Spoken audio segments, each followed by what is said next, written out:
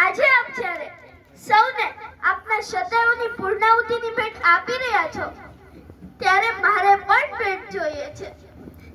મારા પ્રશ્નોના ઉત્તરોની ભેટ, મારી દ્રષ્ટિએ થયેલા કેટલાક અન્યાય અને અધર્મના આચરણ વિશેના જવાબોની ભેટ. મારા પ્રશ્નો માત્ર શ્રોત્ય બ્રાહ્મણના મુખે સંભળાયેલા નથી. કેટલાક અનુભવો, કેટલાક તર્ક અને કેટલું અજ્ઞાન છે. હે દ્વારકાધીશ, રાજાધિરાજ કેશવ, એ ન માત્ર મારી વેદના, મારો વલોપાન કે મારું આક્રંદ છે, એ સૂકા આંસુઓના મારના લોહીથી કરડાયેલો મારો આક્રોશ પણ છે. આજ યાદવગણના સહસ્ત્રમુખી પતનની વ્યથાનું આશ્વાસન, માતા ગાંધારીનો શ્રાપ, આપ સતત એકતરફી પાંડવોની પડખે રહીને મારા પિતાના સમગ્ર વંશનો નાશ કરી નાખ્યો. અરે આખી નારાયણી સેનાને યુદ્ધમાં ઉતારી કેટલાય વંશ હકારણ નિર્વંશ કરી નાખ્યા. યુદ્ધ પછી બધાને શું મળ્યું?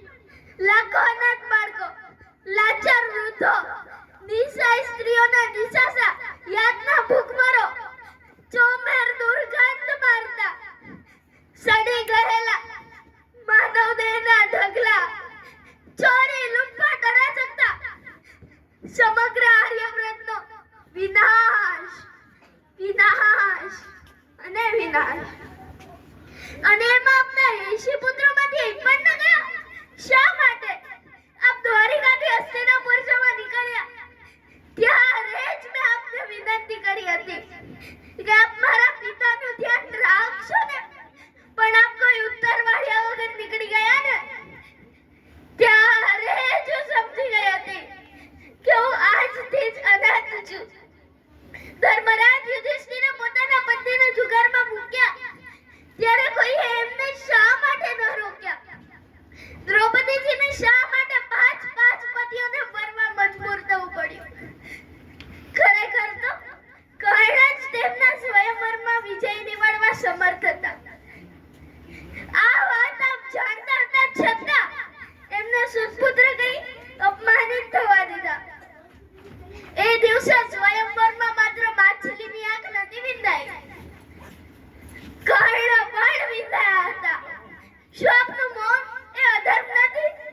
હે દ્વારકાધીશ, હું લક્ષ્મણા આપની પાસે ઉત્તર માંગુ છું. જેને આપ ધર્મયુદ્ધ કહો છો, એ યુદ્ધમાં નિયમ વિરુદ્ધ નાભીની નીચે પ્રહાર નિષેધ હોવા છતાં ભીમને ગદા દ્વારા મારા પિતાના બંને પગ ભાંગી નાખવાનો ઈશારો કરનાર આપ જ હતા ને?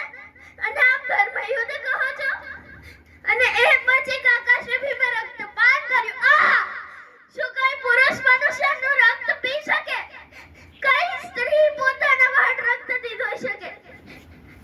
આ કયો ધર્મ છે? હું આજે આપની પાસે આટલા પ્રશ્નો લઈને આવી છું. મારા પ્રશ્નો માત્ર મારા પિતાને થયેલા અન્યાય સુધી સીમિત નથી. એક સ્ત્રી તરીકે પણ મારા મનમાં અનેક પ્રશ્નો, ઘેરો વલોપાન અને ઊંડી વેદના છે. હે દ્વારકાધીશ, 5 વિશ્વ દર્શન કરાવ્યા પછી પણ આપ મારી દ્રષ્ટિમાં મર્યાદાયુક્ત માનવ જ પ્રગટ થાવ છો. ક્ષમા કરજો, મર્યાદાયુક્ત માનવ જ પ્રગટ થાવ છો. કપિધ્વજ રથ પરથી 5 જન્ય શંખ ફૂંકતા પહેલા આપના દ્વારા થયેલો એ યોગ મને કરાવો, એ મહાઘોષ સંભળાવો, એ મહા સ્વરૂપ બતાવો. એમાંથી ઉઠતો બ્રહ્માંડનો લઈ પામવો છે. હે યોગેશ્વર, આપ ખરેખર તો ધર્મની સ્થાપના કરવા જ અવતર્યા છો. તો ધર્મ એટલે શું એનું દિવ્ય જ્ઞાન મને આપો અને આ વલોપાનમાંથી ઉગારો. ઉત્તર આપો કૃષ્ણ, હવે તો ઉત્તર આપો કૃષ્ણ, હવે